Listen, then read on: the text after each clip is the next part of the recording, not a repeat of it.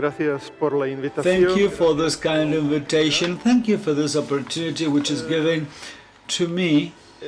And the subject I'd like to talk about, I'd like to elaborate on the important aspect on the contracts, facility management contract.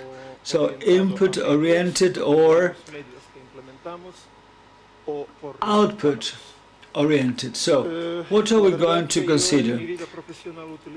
In my professional life, I use English and Spanish, and as we see that we have most of you speaking Spanish, I think I'm going to make my presentation in Spanish.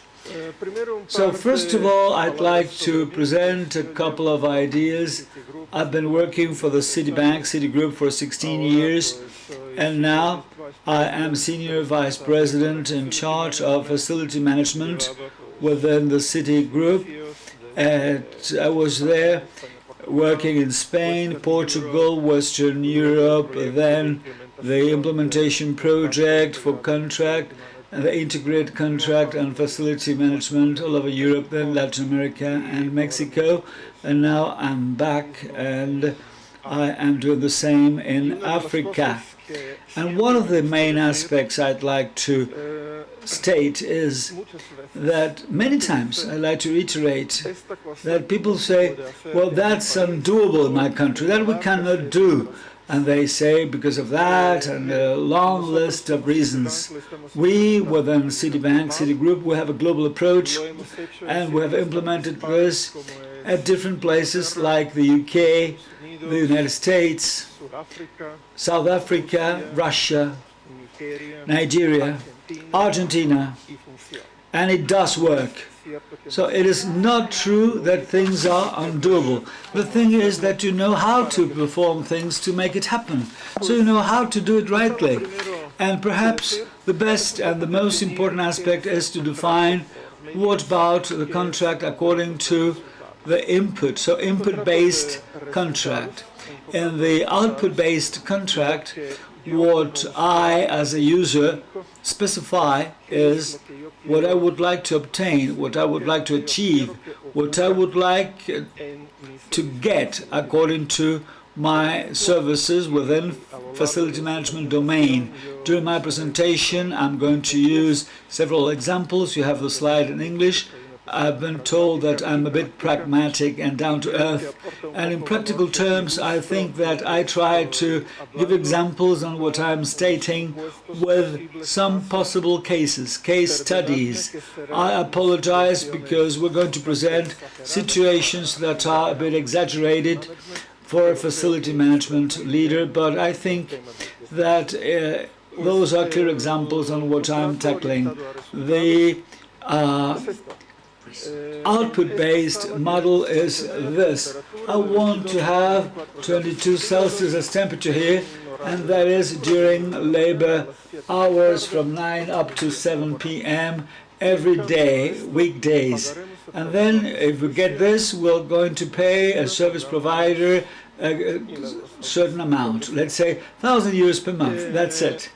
If we get this, if we cannot get what we've stated as a sine qua non condition, a given temperature during a period of time is because of a failure. If we have 25 Celsius during 2 hours, then they had not complied, and instead of 1,000 euros we'll pay 900. And if we had a 4-hour problem and temperature, for instance, up to 27 instead of 900, we're going to pay 600, for instance. And that is the result we achieve, we want to get, and this is the way to give incentives to the supplier, to motivate the supplier to achieve our requests, the goals. And here we have the input-based contract. The input-based contract for getting the same temperature, comfort temperature here, we say we need a technician, we need here for giving electromechanical maintenance to the facilities every day, staying there from 9 up to 7 p.m. We're going to have a 2-hour break at lunch. And we need filters filters to be replaced every month. We also need every quarter to control the pressure and the liquid. We need to measure the vibrations at the compression devices every year, and a series of tasks, a list of tasks. 1 month they hadn't replaced the filters, and I realize this, and I tell the provider, and I say, well, this is wrong, and instead of paying you 1,000 euros, I'm going to deduct what was not offered, and you're going to get 900, 950 whatsoever. So this is the essence of the model, the contract based on input-based contract versus the output-based contract. And let's think now, let's give it a thought. Let's think about the input-based contract, which is a conventional way, and I'm convinced that most of you here are using the input-based, you know the input-based contract, you all know that, and this is what you have implemented. You have implemented the certain variants on the input-based. And I'm going back to one of the presentations at the very beginning, saying that facility management is a discipline that's traditionally in the hands of engineers and designed by engineers. In the hands of engineers and with the conceptual approach that's made by engineers. This is the concept, the engineering concept, where us, an engineer, and I am an engineer, so we define what do we need to do, I define when to achieve this, the way we want to achieve that, and the supplier will just give a price for what we want to achieve. But this is a model where it is easy to control, relatively easy to control, because every morning I count people. But I'm going to give another example, thinking about it. We have a contract, and it is a contract based on input. So I would say, to keep it clean, I want 3 staff members at 7 a.m., cleaning staff, and to use vacuum cleaners to clean everything, and to do so and so that way, and to have vacuum cleaning of the carpet using certain products every month. And that's very easy.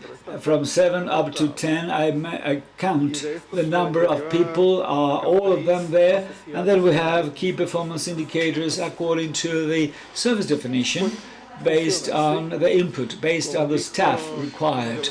That's the way it works. One of the lecturers said at the beginning that engineering made big contributions, and this model does work, and there are very many benefits from that. But let's give it a thought.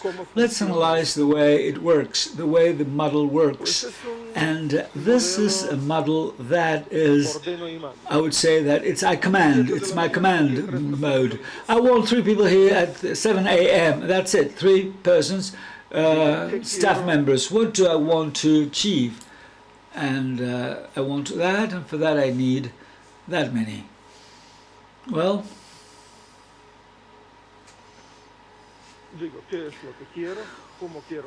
what do I want to achieve, the way I want it done, and the provider would say that's a price, you have to pay for it, and then the provisioning, the purchasing is done in such a way that I had specified everything, and the different suppliers, they will calculate their margins and they will establish a price. And then the model, which gave many advantages, to a certain extent it is not anymore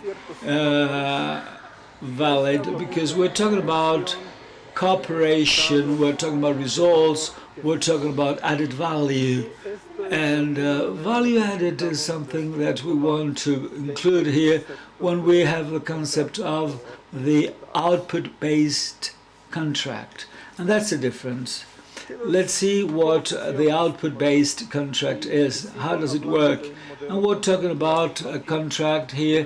Let's say that I am the user, and working with output contracts will,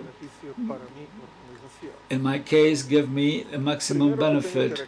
What I want to acknowledge is that the supplier, the service provider, is not an NGO. They work for money. They want money, the same thing. We work for money.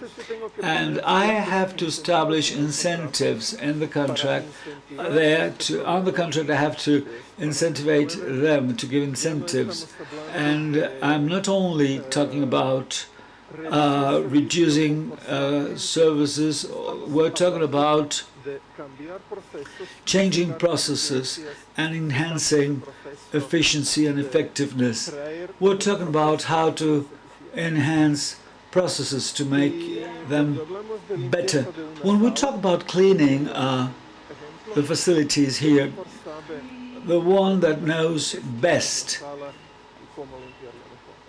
is the one that does it. The service provider knows best. And here what I do is that I say, well, you do your way, do it your way. What I want is, I want it that way. I want it clean. I want that. Those are my objectives. I want this clean. I want this perfectly clean. And it is up to you to decide how to give me the best possible service. I want it clean whenever I want it. And according to the contract, I'll have to give incentives for service providers to be innovative and to create a much more flexible and cost-efficient and value-added service. So I'm not saying I need 2, 4 people. I am talking about the attitude. The provider, the service provider, is the one that will achieve do his best to give a good service. As a user, this is very important to reduce financial risks. And then it's very important. There are 1,000 ways to achieve this, but what I want is to reduce risks, reducing financial risks, and that makes it simpler. I have SLAs that are consistent everywhere, worldwide. I'm going to give some examples, some complicated examples, let's say regarding cleaning challenges. They are done differently in Nigeria compared to the way they are done in Madrid, but the goals are the same. At the most remote branch we might have there, or at the city center in Madrid, or in New York, the objective is to have it clean, properly done, and that's what I want to achieve. What about the advantages? That is a cost reduction, because I get value for money. It is not only the price, it is not only the OPEX. No, it's something else. The provider, and we're talking about partner now, we say our partner, the partner will have a word to say in this case. And what I measure my results, because the financial director would like me to give results. And as the user at the remote branch will ask for results, benefits. Well, in the case of the service supplier, the service provider, I give totally the freedom. I give them total freedom for getting organized. They are intelligent people, so they know how to improve the service. That's the incentive. Do it your way. But what we want, and if they have profitability, if they know how to do it well, they will do it, and that establishes a relationship where we have this partnership. And we have, on the one hand, we have my strategic partner and my organization. Those are goals of the tool, saying it's a contract based on output-based contracts.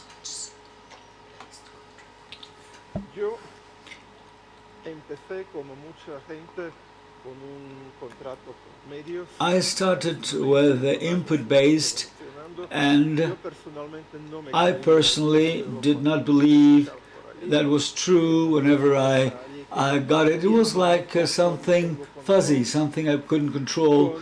And as time went by and as I acquired more experience, I would say that now I am 100% in favor of considering output-based models. I think that output-based models are extremely beneficial for the end user.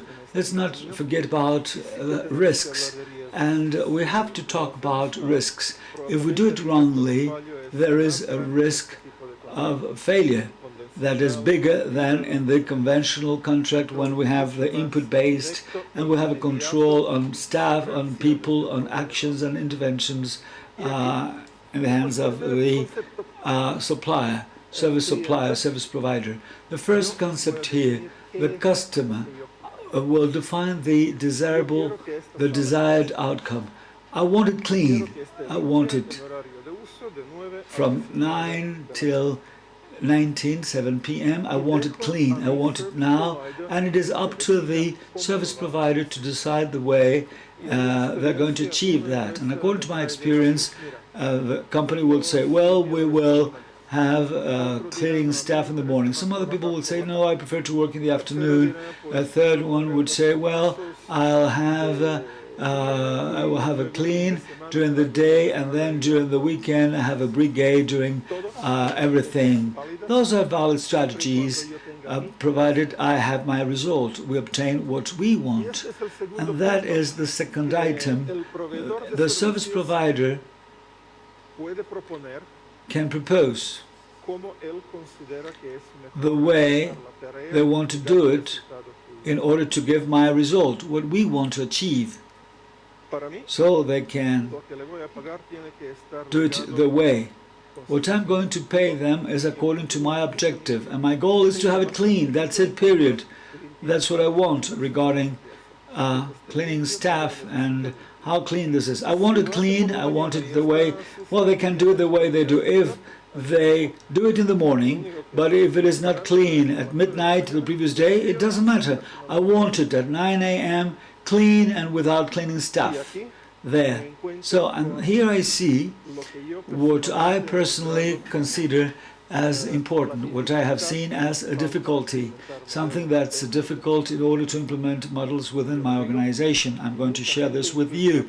And many of you intuitively, you would say, I'm not going to decide when. No, I have to know when.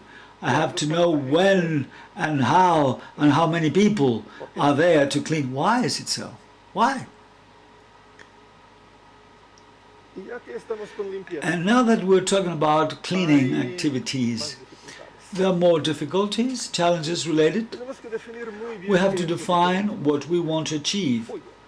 We have to define it clearly, and I have this example, and I've chosen this for several reasons, not only because this is not technical, this is intuitive, and people are ready to give an opinion on that, but it depends on different perceptions, and what we see here is the risk, the main risk, which is that this gentleman here, that's my service provider, and that is myself. We are here, and we see something there lying on the floor, and I say, what a disaster, that's dirty. The level is a 6. It's dirty, it's a 6. And you see a 6, that's a 6. It is a 6, you see a 6. But my partner said, no, of course not, it's not perfect. But it is a 9, that's a 9. Clearly, it's a 9. I see a 9. You see a 9 there lying on the floor. It's the way you perceive things. So human people, we're human, and we have different opinions, and we have different ways of seeing things. And we, if you look at it, this gentleman will see a 6, and the other one will see a 9. That's true. It is true. So from here, we have to analyze the importance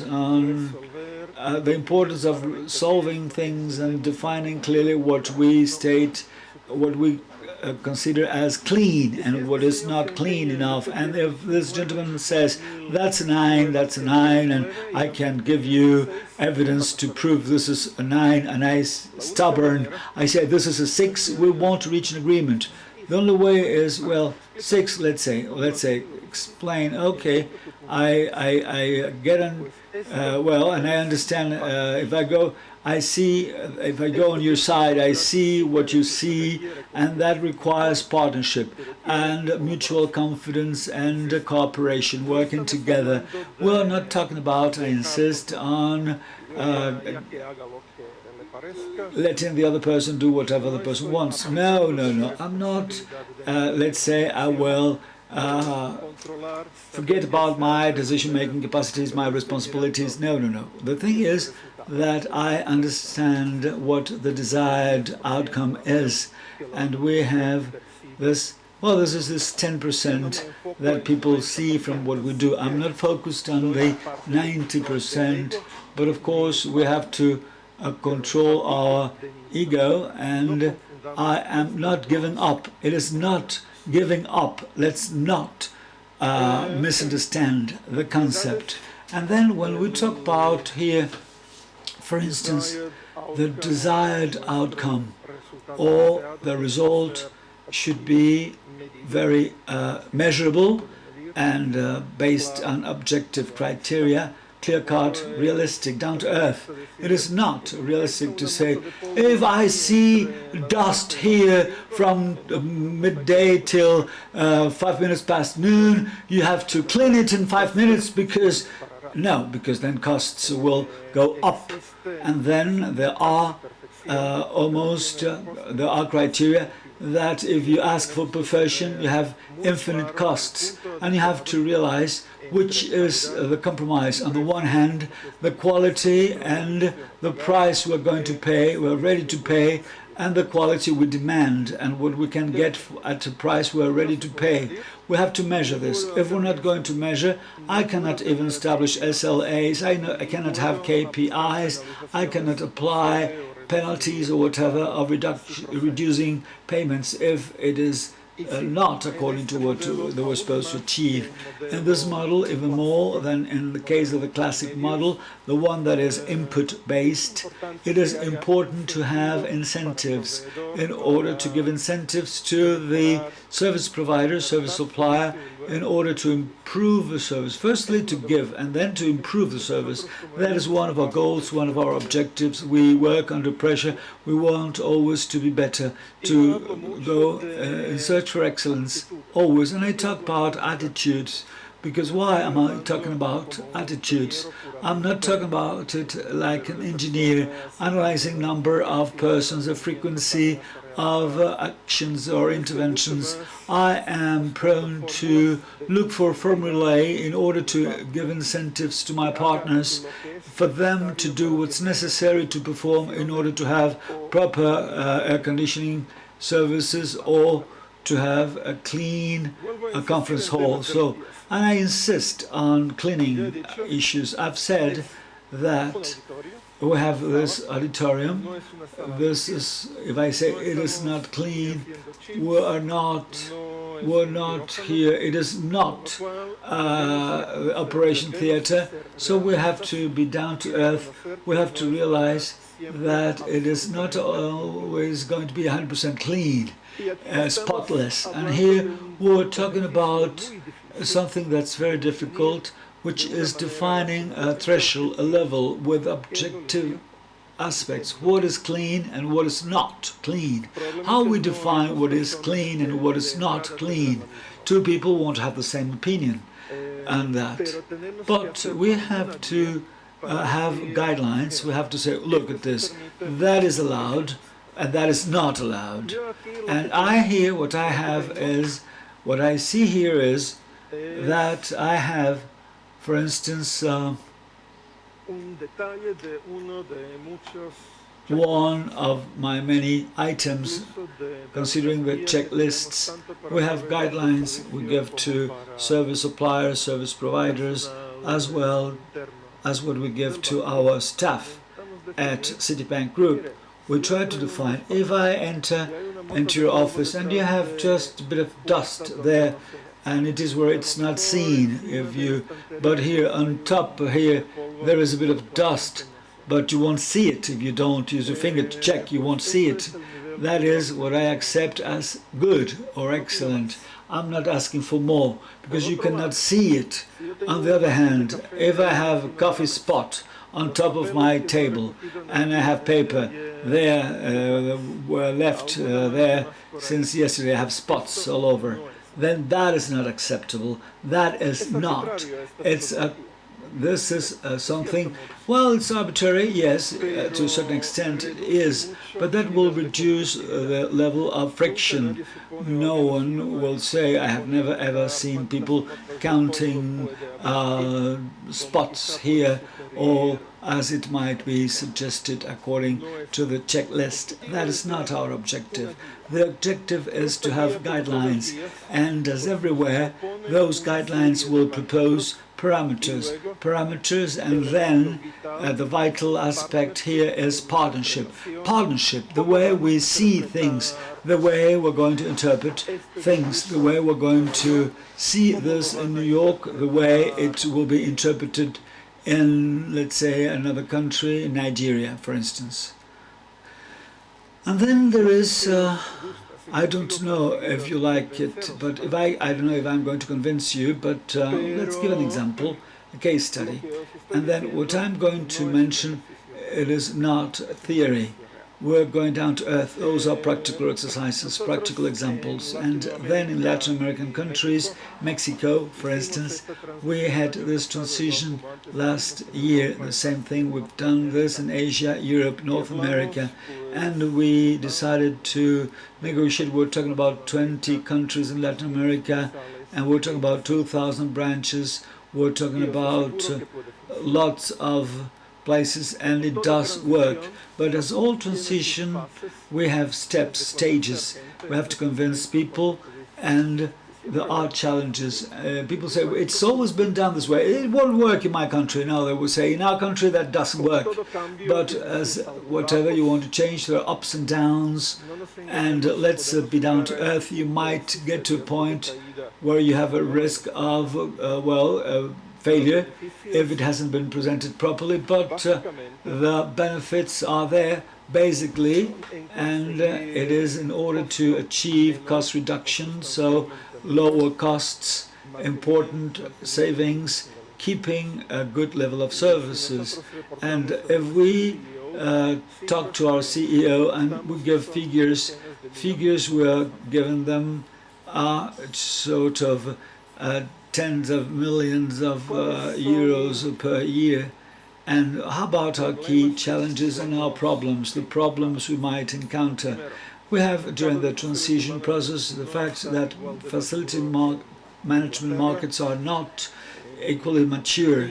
UK is not like Argentina, for instance, or Venezuela, and many markets are different, so they're relatively immature, so to say. Haiti, for instance, and we've decided to say that it is not easy there. So when we talk about North America and Latin American countries, they are used to the model. We have the managing agent where the risk is low. Our concept is principal contractor, where in general most of the risk is transferred to the supplier, to the provider, to the principal contractor, but that requires giving freedom of action to the person, to the supplier of services. Free movement. We need a legal structure. It's difficult to do it in 20-some countries. We need to prepare things seriously. It is not that we decide that's a good idea, let's do it now, let's go for it now, and by the 1st of January we have achieved this. No, you have to give it a thought, you have to consult, talk to experts. As we've seen here, at a crisis, well, we can always reach difficulties and crises might arise, but the most difficult moment, according to my viewpoints, well, the most difficult moment is when people say, I'm losing control, I'm losing control. If not, I won't believe it. I'm not trusting, I cannot trust you, I don't believe you. In Europe, it took us more than 1 year to transform things and to convince things about it, to convince people about it, I mean. So questions at the end. So thank you, and thank you for your kind attention. It's been a great pleasure to be able to explain my viewpoints in front of all of you. Thank you very much. All the best.